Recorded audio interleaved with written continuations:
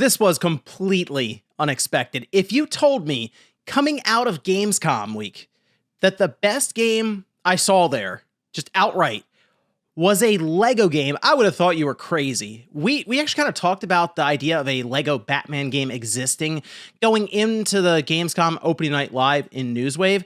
And when I saw that pop up, I said, okay, cool. A Lego Batman game. Of course, I'm thinking back to, Lego Batman 3, which was all right, I guess.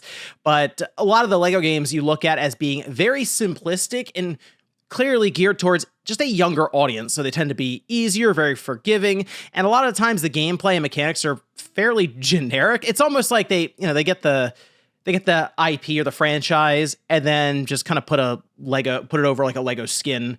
And it's just kind of plug and play.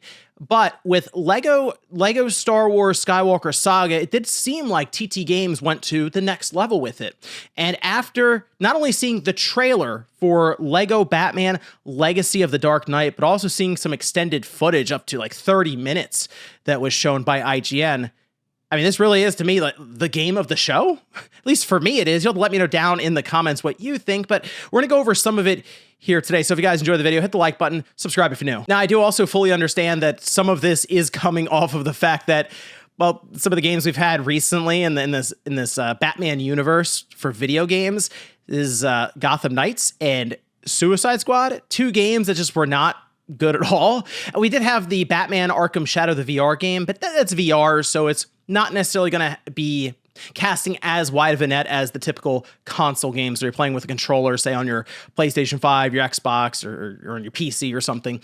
So here, when we have something like this that not only looks high quality, but also taps into a lot of the older gameplay mechanics that we really liked during that string of titles from Rocksteady, the Arkham franchise, then all of a sudden the light bulb goes off in your head and you're like, wait a minute, this could actually be a good Batman game, and it could even transcend what we expect out of these Lego titles as well. Now, this is still developed by TT Games, published by Warner Bros. Games, and they're doing a creative partnership from DC and the Lego Group. And that's one of the reasons there's been some discussions around downloadable content, maybe even bringing in, these are like rumors, things like Superman, for example. And at this point, seeing this, which it still has to come out, and we'll see how everything does there when it does release, they might be able to even pull off a good Superman game. That'd be like legendary status if they could do that. This game, though, is slated for 2026, PS5, Xbox Series, Switch 2, and on PC. So they're, again, casting a wide net there when it comes to the audience and the consoles. They're not attempting a PS4 or an Xbox One or even a Switch 1 release. They have their sights set primarily on just the current generation of systems. But this is a game that was rumored to be open world going into it, and indeed it is. So this apparently is going to span the entire history of Batman. They're talking about films, TV, comics, some of the previous games. I'm thinking they're going to do a lot of Easter eggs and callbacks to some of the older titles, but they are going to start with Bruce Wayne, his early days with the League of Shadows, and then eventually building up to being the Batman in Gotham. So it's going to be cool to kind of see the story beats sort of play out here in the game. And it also makes me think it's just going to be a very long game, a lot of content. And that is the thing that these Lego titles tend to do very, very well, is that it takes a while to beat them. There's a lot of collectibles, a lot of stuff to unlock. And here now with this open world Gotham setup, I feel like there's going to be a lot of interesting secrets and stuff to find. And in fact, they did show off some of the traversal, which when I saw that where he shot a grappling hook out and then it took him, Batman, to a building, it had the camera angle from the Arkham series. And I said, whoa, that looks very familiar. So they then go into some of the fights, and I mean, you can just look at it here.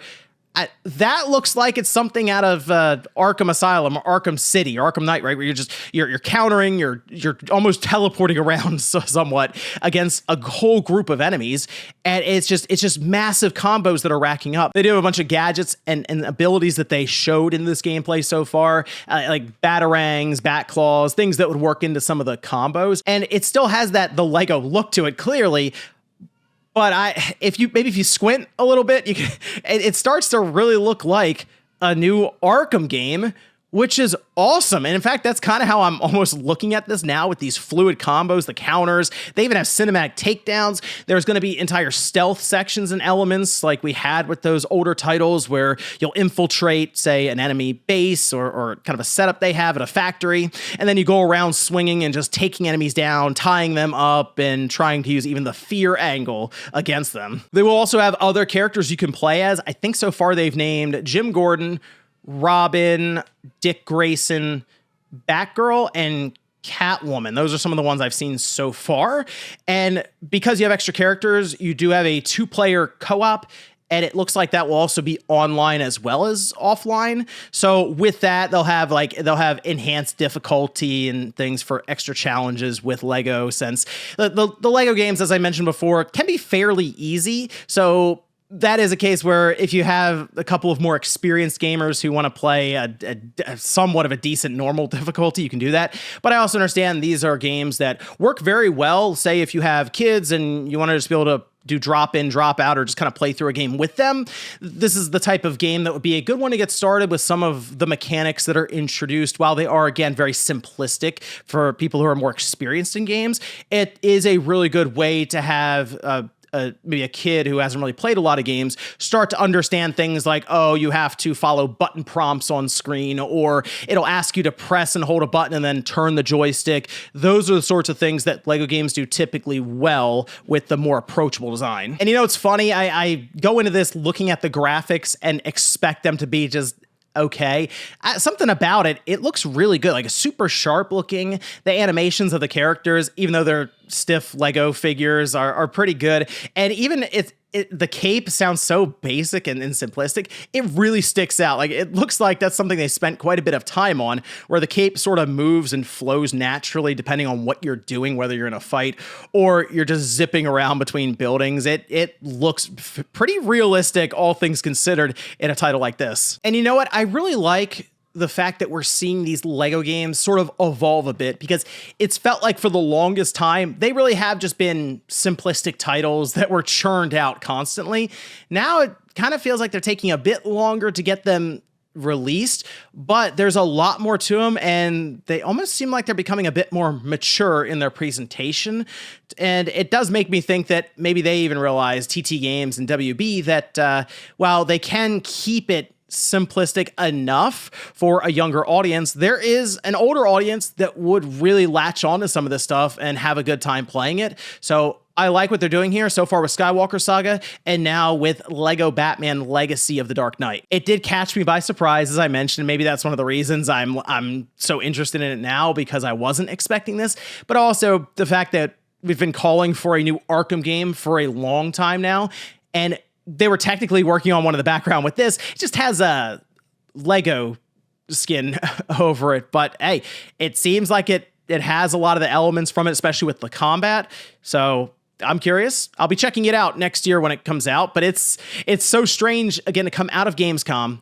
It's like 50 some odd games announced during Open Night Live. And this is the one so far that stuck with me the most. Definitely the biggest surprise coming out of the show. And for me, the best reveal. But let me know what you guys thought about this down below. Is that the case for you? Is this your best reveal coming out of it? Or was there something else you liked more? Let me know down in the comments. Thanks, guys, for watching, and I'll see you next time.